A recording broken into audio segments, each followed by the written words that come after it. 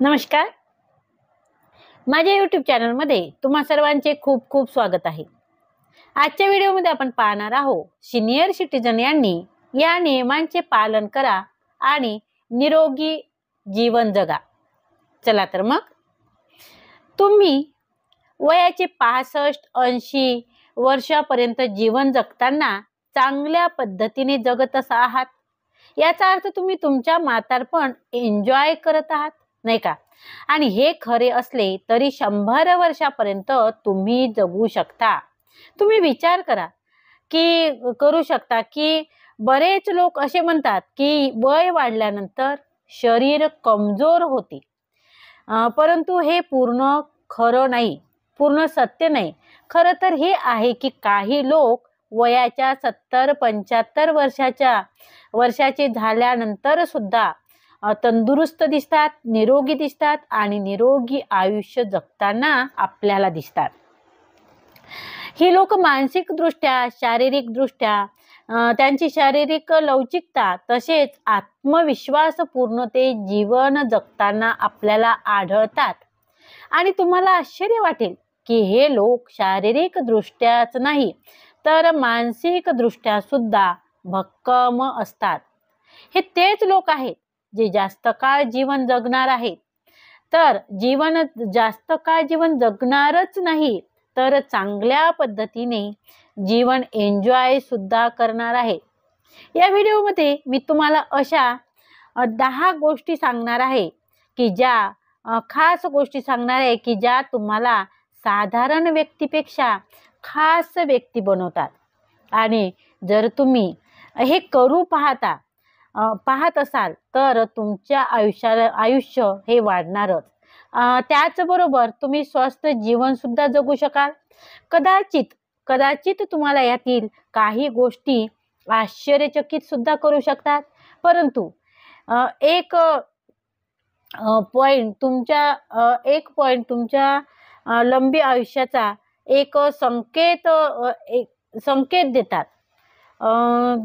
त्यामध्ये तुम्ही शेवटपर्यंत माझ्यासोबत जोडले राहा, कारण शेवटी जे सांगणार आहे तेच लोक दुर्लक्षित करतात, परंतु तुमच्या स्वास्थ्यावर वयावर ते अधिक परिणाम करतं. व्हिडिओला सुरुवात करण्यापूर्वी तुम्ही जर चॅनल सबस्क्राईब केले नसेल तर लवकरच सबस्क्राईब करा आणि त्याचबरोबर बेल आयकॉनला क्लिक करा, कारण यानंतरचे जे व्हिडिओ मिस होणार नाही. आणि शरीर तुम्हाला काही गोष्टीची चेतावणी देत असते की आता तुम्हाला गरज आहे ती योग्य उपायाची. त्यातील पहिला संकेत म्हणजे तुम्हाला कुठलाही आधाराशिवाय उठता बसता येणे. सुदृढ स्वास्थ्य असणं म्हणजे हे नाही की तुम्ही किती वेगाने चालू शकता किंवा किती भारी वजन तुम्ही उचलू शकता. सगळ्यात मोठी ही गोष्ट आहे की तुम्ही कुठल्याही आधाराशिवाय उठू शकता, बसू शकता. ही गोष्ट साधारण वाटते, परंतु यामुळे तुमचे पूर्ण शरीराची हालत कशी आहे हे त्यावरून माहीत पडते. काय आहे की हे सांगत आहे की तुमच्या पायाचे मसल किती मजबूत आहे, तुमचं बॅलेन्स किती व्यवस्थित आहे आणि कंबर सुद्धा किती व्यवस्थित आहे.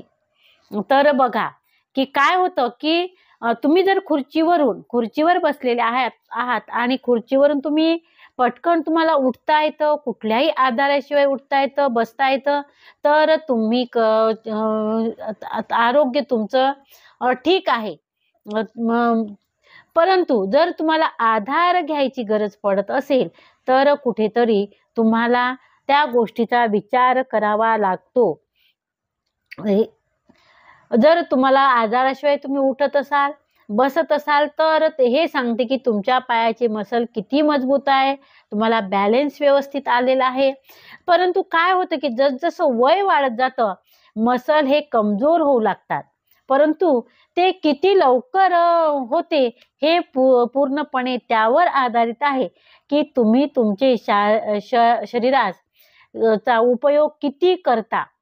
आता बऱ्याच वय वाढल्यानंतर मसल हे कमजोर होतात, परंतु ते किती लवकर कमजोर होणं हे सुद्धा तुमच्या शारीरिक हालचालीवर किंवा व्यायामावर आधारित आहे. तुमच्या पायाच्या ताकदीने तुम्ही उठू शकत असाल तर तुमची हेल्थ खूप चांगली आहे. परंतु जर तुम्हाला उठताना हाताचा आधार घ्यावा लागत असेल तर, किंवा तुम्हाला समोर झुकावं लागत असेल तर हे संकेत आहे की तुमच्या पायाची ताकद आता कमी होत आहे. बरेचदा लोक हे नोटीसच करत नाही की आता पहिल्यासारखी ताकद नाही, ताकद कमी होत आहे. चांगली हिंडणारी फिरणारी व्यक्ती सुद्धा मग उठून बसणं कठीण होत जातं. यावर एकच उपाय, तुम्ही छोटे छोटे व्यायाम करणे, त्यामुळे तुमचे मसल मजबूत होतील आणि तुम्ही छानपैकी हिंडू फिरू शकाल. व्यायामामुळं काय होतं की शरीराला एक प्रकारची लवचिकता येते आणि तुम्ही दुसऱ्याच्या भरोश्यावर नसल्यामुळे, दुसऱ्याचा आधार घ्यावा लागत नसल्यामुळे, कारण आता आपण गोष्ट करत आहोत तुमचं वय आता 65 ते 80च्या दरम्यान आहे आणि या वयातही तुम्ही चांगले हिंडू फिरू शकता, तर हे खूप महत्त्वाची गोष्ट आहे. आणि त्यामुळे काय होते की तुमचा आत्मविश्वास सुद्धा वाढतो, कारण तुम्ही स्वतः उठून बसणे कठीण झाले तर दुसऱ्यावर तुम्ही निर्भर आहात, परंतु दुसऱ्याचा तुम्हाला सहारा घेण्याची गरज नसेल तर तुम्ही आता काय आहात, आत्मनिर्भर आहात. आणि तेही या वयात, ज्या वयाची 65 ते 80 वय आहे तुमचं, तर तेव्हा त्यासाठी पायाचे व्यायाम करणे, छोटे छोटे व्यायाम करत गेलात तर ते सहज तुम्हाला शक्य होतं. किंवा सकाळी फिरायला जा, पायाचे छोटे छोटे व्यायाम करा, जसे की पाय टाचेवर उभे राहणे, बसून पाय उचलणे. त्याचप्रमाणे तुम्ही दुग्धजन्य पदार्थाचे सेवन करा, जसे की दूध आहे, दही आहे, पनीर आहे, अशा प्रकारच्या गोष्टीचे तुम्ही जेवणात समावेश करा. त्यामुळे सुद्धा तुम्हाला कॅल्शियम मिळेल आणि जे त्रास होत आहे पायाचा तो त्रास तुम्हाला कमी होईल. दुसरा संकेत म्हणजे तुम्ही पैदल चालणे आणि जलद गतीने न थांबता चालू शकता. बघा, हे सगळ्यात महत्त्वाचं आहे. हे एक दीर्घ आयुष्याचे एक खूण आहे. तुम्ही किती दूर चालता हे नाही, तर तुम्ही किती जलद गतीने चालता. आणि जर तुमचं वय 65 ते 80च्या दरम्यान आहे आणि तुम्ही दम न लागता किंवा तुमचा श्वास न रोखता तुम्ही जलद गतीने चालू शकता, तर विश्वास ठेवा की तुम्ही खूप भाग्यशाली आहात. रिसर्च असं सांगते, रिसर्चमध्ये असं सांगितले जाते की ज्यांची चाल मजबूत असते ते दीर्घायुष्य असतात, त्यांची प्रकृती सुद्धा चांगली असते. ते फक्त फिटनेस नाही आहे, व्यायाम करून फिटनेस घेणे हे नाही आहे, तर हे आहे तुमच्या हृदयाचे आरोग्य सुद्धा मजबूत आहे.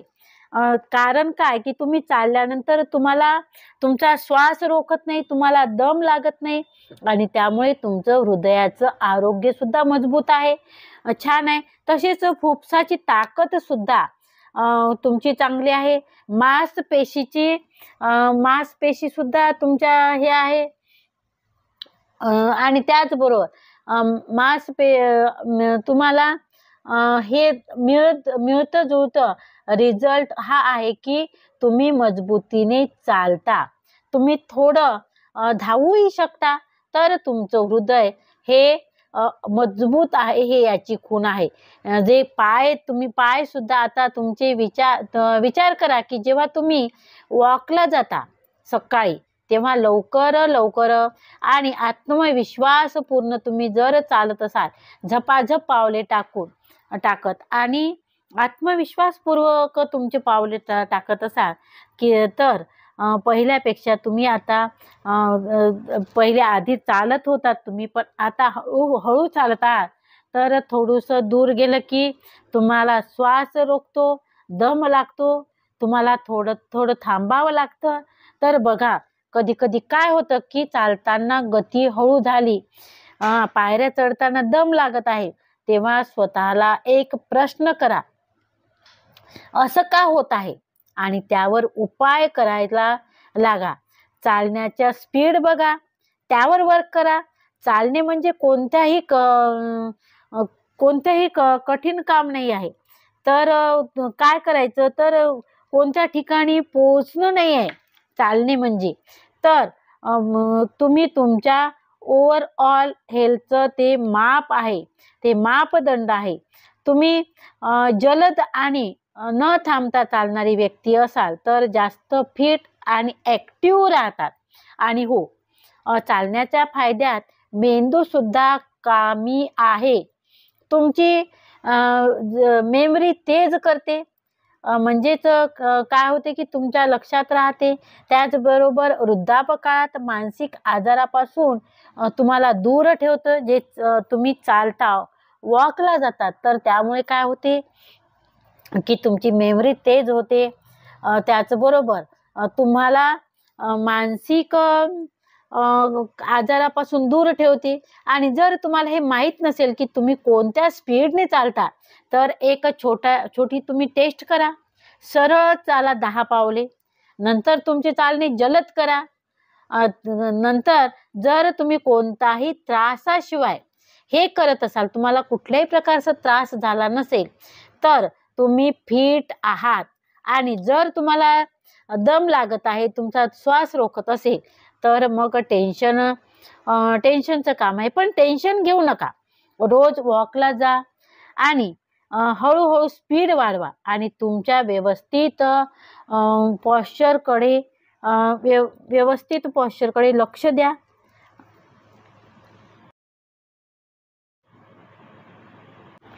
तुम्ही चालताना तुमच्या पॉश्चरकडे लक्ष द्या. पॉश्चर तुमचा जर व्यवस्थित असेल तर तुमच्या चालण्यात एक वेगळीच ढब येईल. त्याचप्रमाणे तुमचं एन्डोरन्सला खूप चांगलं बनवेल. हळूहळू तुम्हाला फरक दिसू लागेल. त्याचबरोबर तुमच्या आयुष्याचं सुद्धा दिवस सुद्धा वाढतील. तुमचे जे आयुष्याचे दिवस आहे ते सुद्धा वाढतील. त्यासाठी जेव्हा तुम्ही वॉकला जाल, तेव्हा तुमच्या चालण्याचा वेगाकडे तुम्ही लक्ष द्या. जर तुम्ही या वयातही जलद चालू शकत असाल, तर तुमच्या शरीराचा जबरदस्त काम करण्याचा सुपर साईन आहे. तुमच्यामध्ये एक प्रकारची सुपर साईन आहे. जर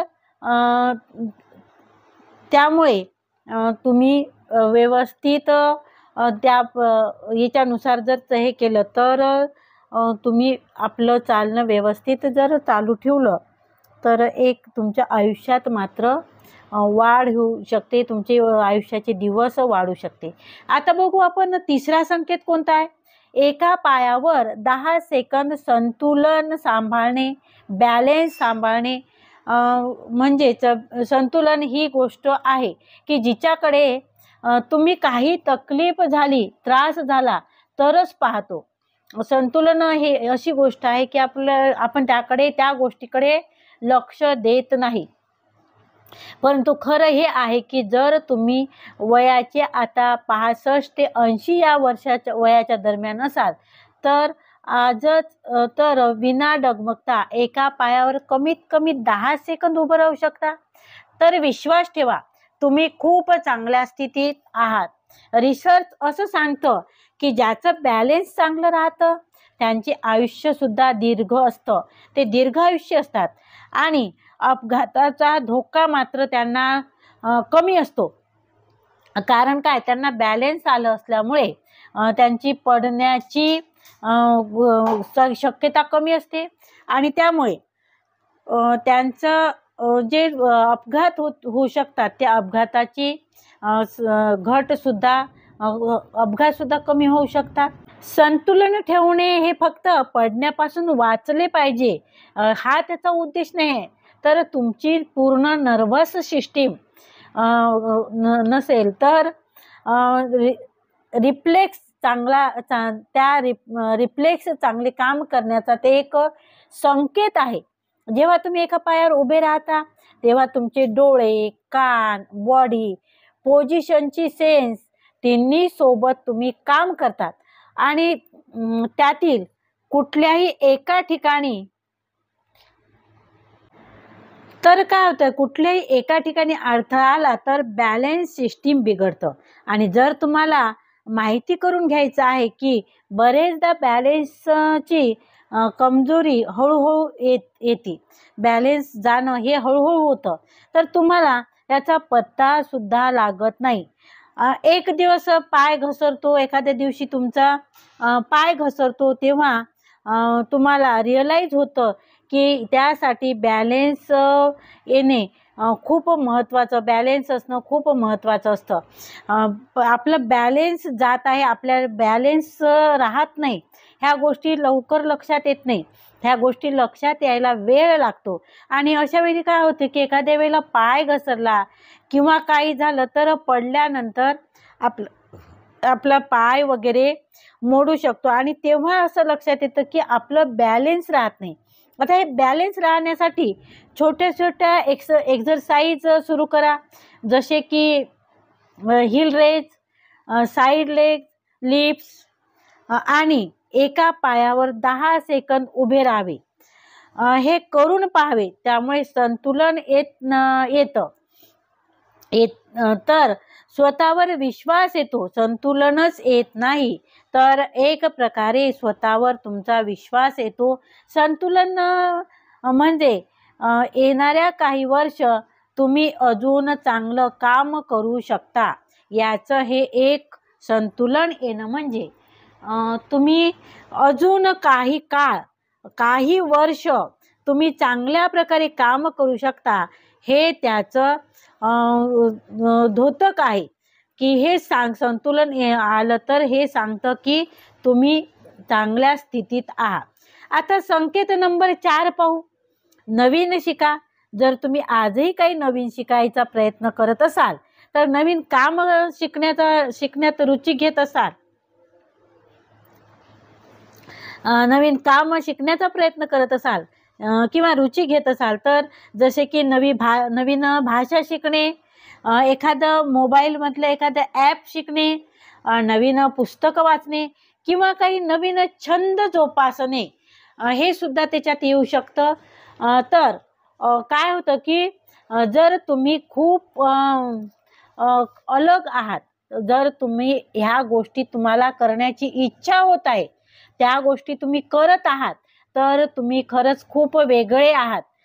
कारण काय की दिमाग जर चालू राहिला नाही तर वयही असेल, तर दिमाग जर चालू असला म्हणजेच तुमचं मेंदूला जर काम असेल तर तुमचं वय दिसत नाही, कारण तुमचं मेंदू हमेशा नेहमीसाठी जिवंत राहतो. काही लोक म्हणतात की आता काय आहे, आता काय शिकायचं आहे, आता वय झालं, परंतु वास्तविकता जे आहे ही आहे की नवीन गोष्टी शिकणे म्हणजे मेंदूला एक्सरसाइज आहे. त्यामुळे नवीन आठवणी होतात, विचार करण्याची क्षमता वाढते, समजण्याची पावर येते आणि त्याचबरोबर मानसिक आजारापासून तुम्ही दूर राहता. जर तुम्हाला वाटतं की मेंदू काम करत नाही किंवा आपला दिमाग चालत नाही, तर घाबरण्याचे कोणतेही कारण नाही आहे. काय करा, नवीन गोष्टी शिकण्याचा प्रयत्न करा.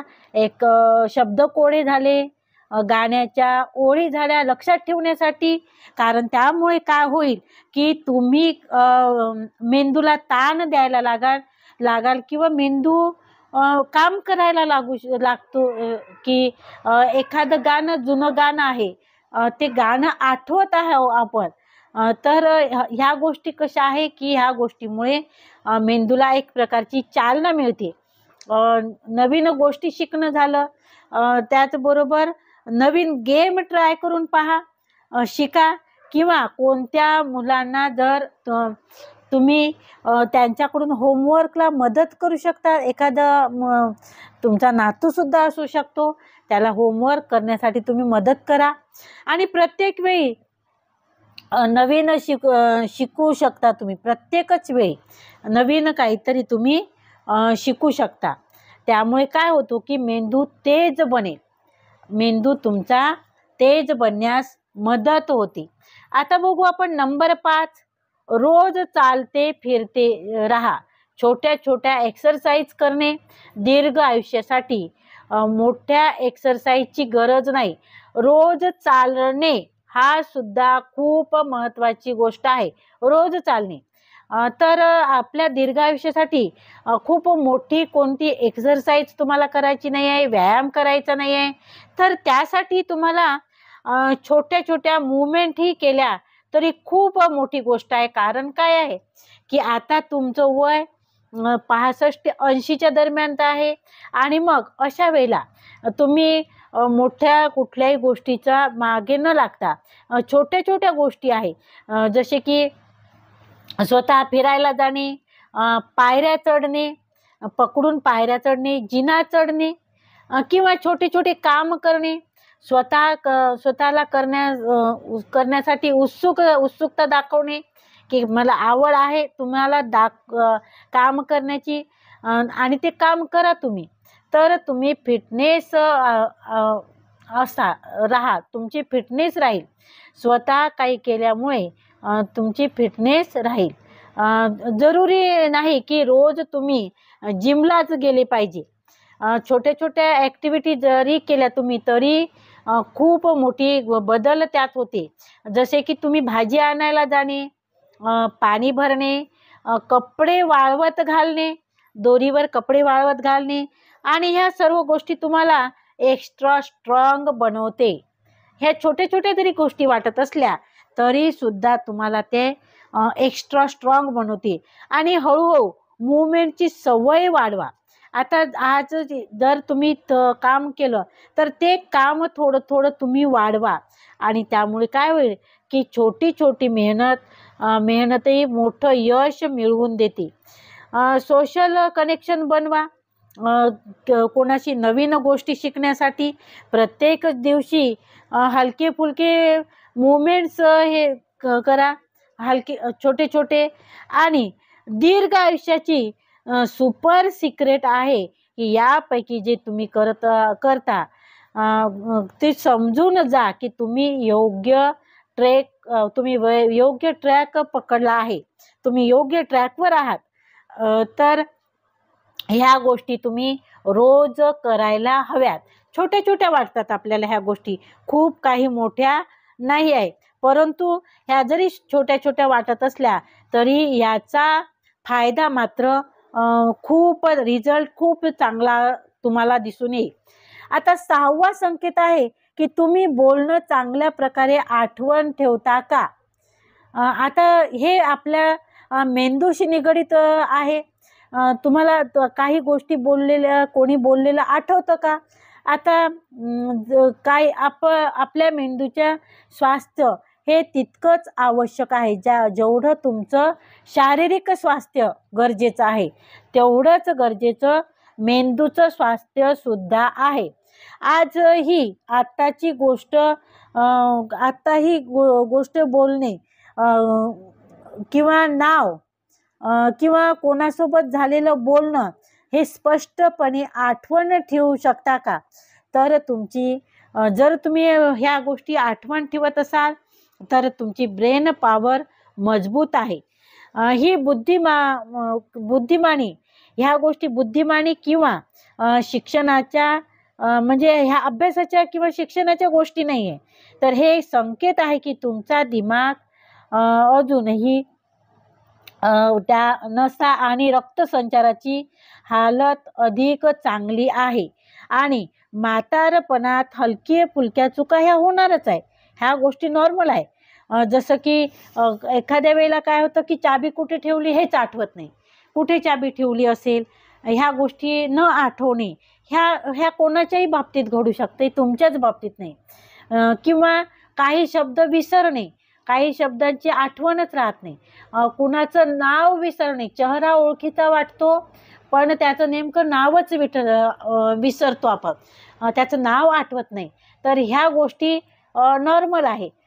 तर चांगल्या गोष्टी हे आहे की जर तुम्ही तरीही महत्त्वाचा मेसेज बोलणे, काही महत्त्वाचे मेसेज आहे, काही महत्त्वाचं बोलणं आहे किंवा दररोजची टास्क हे बिना परेशानीने किंवा कोणत्याही त्रासाशिवाय तुम्ही ते आठवण करता किंवा तुम्हाला ते आठवणीत राहते, तर खरोखर तुम्ही बाकी लोकांपेक्षा खूप चांगले आहात. विचार करा की तुम्ही रात्री काय जेवला, तो मेनू किंवा कोणत्या मित्रासोबत झालेलं बोलणं, हे डिटेल्स तुम्ही आठवण करू शकता.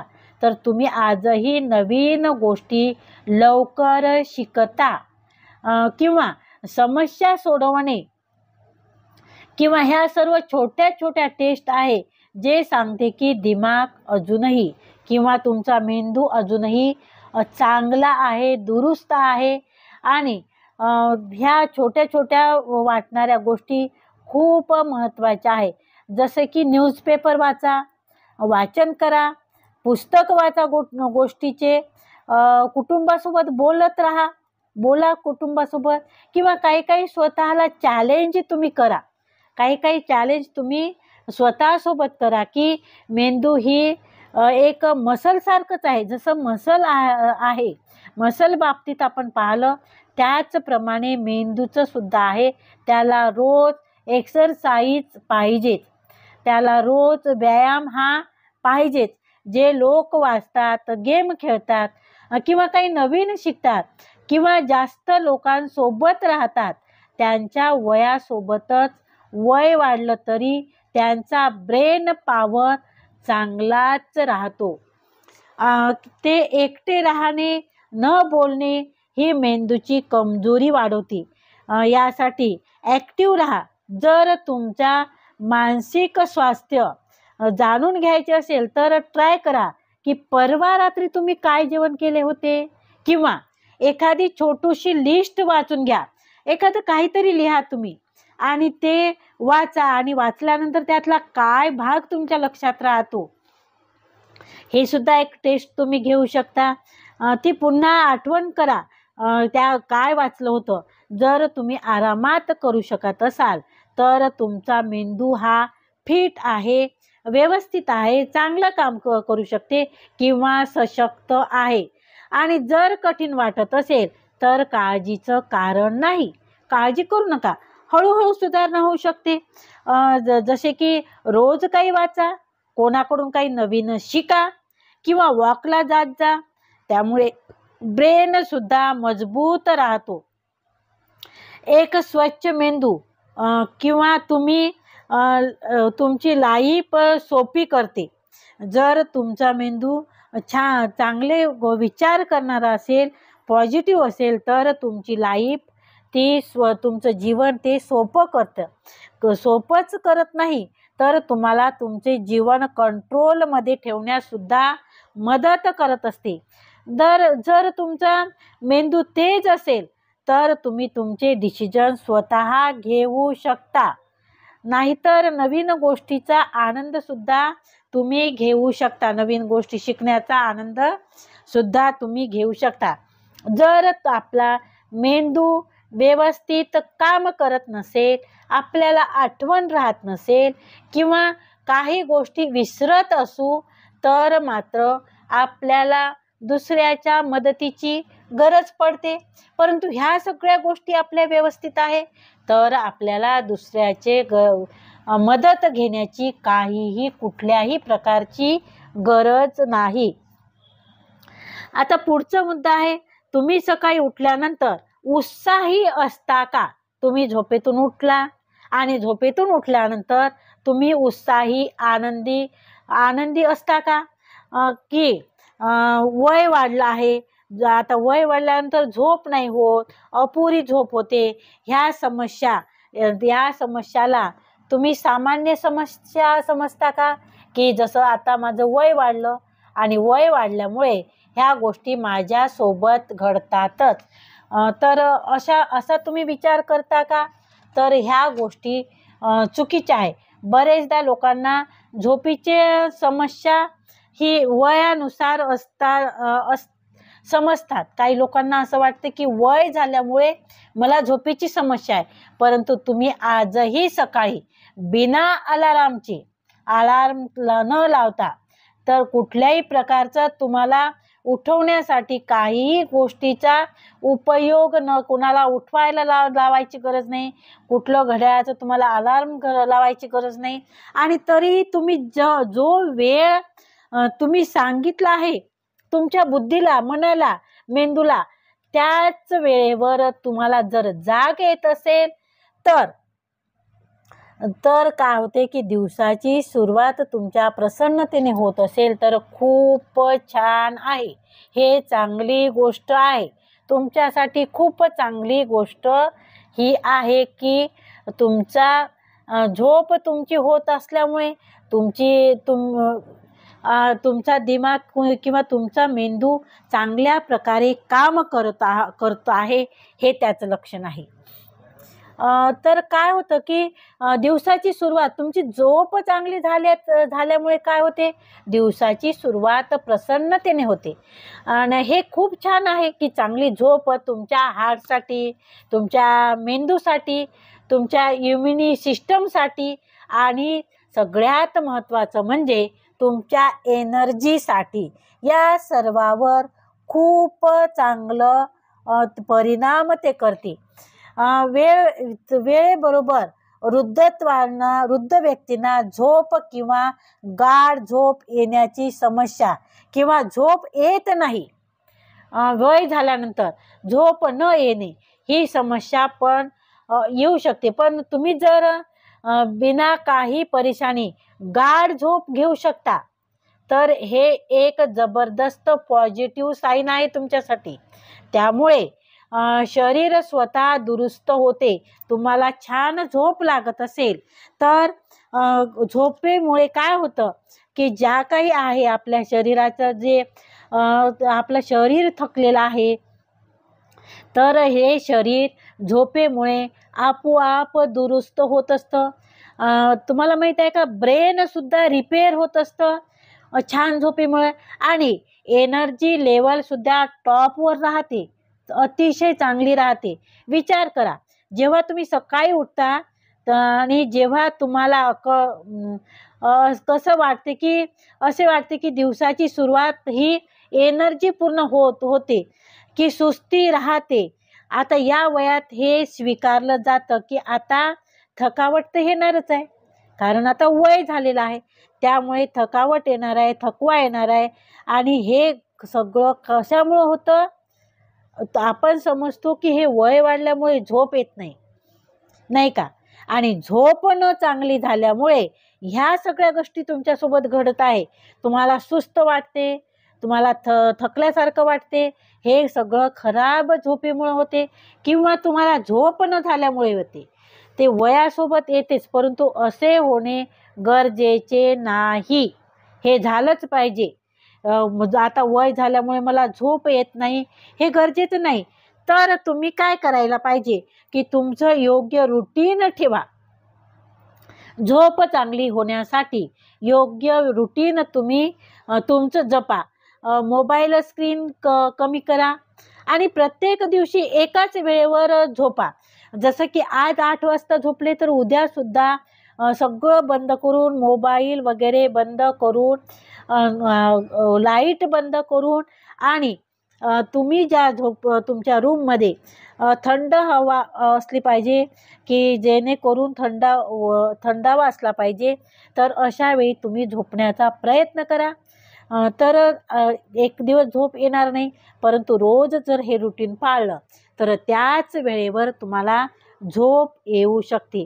आणि काय होते, तुम्ही रिलॅक्स होता, तुमची झोप सुधारू शकते. आणि सत्यता हीच आहे की चांगली झोप प्रत्येक व्यक्तीला, वयातील व्यक्तीला हे स्वास्थ्यच देते. ते कुठल्याही वयातील असो. आता तरुण मुलांना सुद्धा झोप नाही आली तर त्यांचं स्वास्थ्य बिघडणं हे सहज आहे. त्याचप्रमाणे वय झाल्यानंतर सुद्धा आपण सिनियर सिटीजन आहोत, तर आपल्याला सुद्धा झोप न झाली तर स्वास्थ्य बिघडू शकते. आणि झोप जर व्यवस्थित झाली तर तुमचं स्वास्थ्य चांगलं राहू शकते, तंदुरुस्त तुम्ही राहू शकता. तुमचं जीवन हे तंदुरुस्त जीवन झोपेमुळे तुम्ही तंदुरुस्त राहू शकता. तर या छोट्या छोट्या बदलामुळे हे फरक येऊ शकते. जसं की तुम्ही कंटिन्यू कृती करा की रूम थंडी ठेवा, थोडा अंधार ठेवा, प्रकाश कमी करा आणि झोपण्याच्या वेळी झोपण्याची वेळ पक्की करा. आणि हे जर तुम्ही सगळं रुटीन पाळलं तर तुम्ही चांगल्या प्रकारे झोप घेऊ शकता. आणि तुम्हाला जर झोप नीट येत असेल तर तुमचं स्वास्थ्य हे चांगलं राहण्यासच मदत होती. आता 9वा संकेत बघू. तर कठीण प्रसंगी स्वतःला सांभाळा. बघा, कठीण प्रसंगात स्वतःला सांभाळणे खूप महत्त्वाचे असते. जीवनात चढ उतार येतच राहतात. कधी काय होते की कधी घरच्या लोकांच्या तब्येतीचं कारण असते, घरातल्या कोणाची नोकरी जाणं असते, तुमच्या टेन्शनचं कारण, कधी एखादं मोठं नुकसान होणे हे सुद्धा असते. कधी दीर्घ आणि हे नुकसान सुद्धा कधी आपल्याला आपलं स्वास्थ्य खराब होण्याला हे काय म्हणतो आपण त्याचा प्रभाव आपल्या याच्यावर तब्येतीवर पडू शकतो. तब्येतीचं कारण असू शकते ते सुद्धा. तर दीर्घ आयुष्य आणि चांगले स्वास्थ्य ज्यांचं असते त्या लोक त्यांची ही खासियत असते की ते कठीण वेळेत सुद्धा स्वतःला लवकर सांभाळतात. दुःख होत नाही किंवा टेन्शन येत नाही अशा गोष्टी नसतात. टेन्शन त्यांनाही येतं, प्रत्येकालाच टेन्शन येतं, प्रत्येकालाच दुःख सुद्धा होतं. परंतु जे लोक मानसिक स्वास्थ्य चांगलं असतं किंवा जे कणखर असतात ते लोक कठीण प्रसंगात सुद्धा लवकरच स्वतःला सांभाळतात, रिजलाईन्स करतात. आणि जर तुमच्या सोबत काही वाईट होत आहे तर काय तुम्ही हिम्मत नाही हारत का? होते, हे सहज आहे. हिम्मत हारतो आपण. त्यामुळे लवकर रिसेट होऊन पुन्हा लाईफमध्ये ॲक्टिव्ह होतात ते लोक.